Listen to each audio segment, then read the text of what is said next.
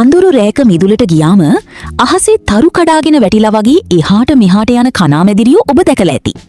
මේ පුඩි සත්තුන්ගේ ඇඟෙන් විහිදෙන එළිය දකිද්දී අපිට දැනෙන්නේ හරියට මැජික් එකක් වගේ. ඒත් ඔයා දන්නවද මේ චූටි සතාගේ ඇඟ ඇතුලේ කිසිම බැටරියක් හෝ බල්බ් එකක් නැතුව ලෝකයේ තියෙන කාර්යක්ෂමම ආලෝකය නිපද වෙන්නේ කොහොමද කියලා? අද බ්ලූ ග්‍රීන් සයන්ස් තුලින් අපි සොයා බලමු.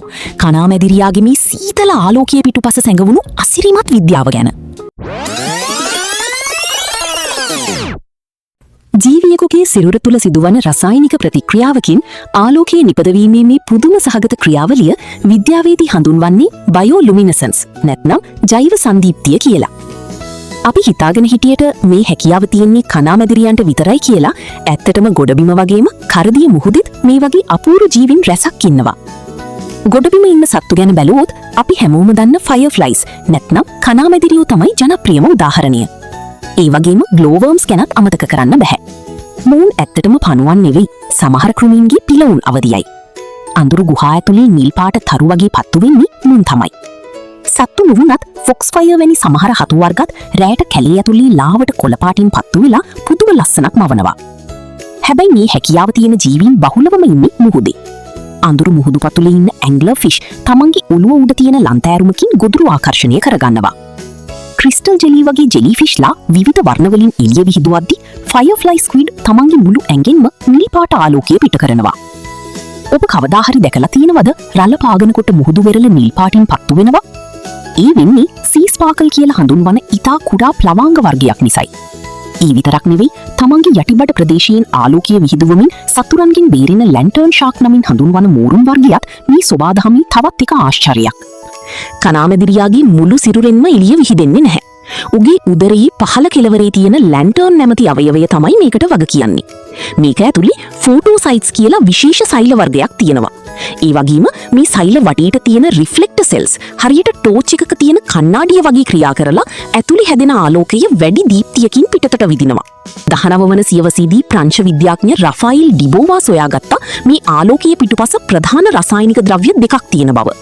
ලතින් භාෂාවෙන් ආලෝකය ගෙනෙන්නා කියන තීරුම ඇතිව ඔහු මේවා නම් කළේ ලුසිෆරින් සහ ලුසිෆරීස් කියලා.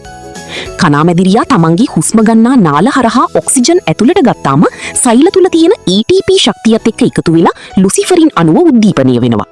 මේ උද්දීපනය වුණු අණුව නැවත සාමාන්‍ය තත්වයට පත්වෙද්දී ඊ වැඩිපුර තියෙන ශක්තිය ආලෝකය විදියට පිටතට මුදා හරිනවා.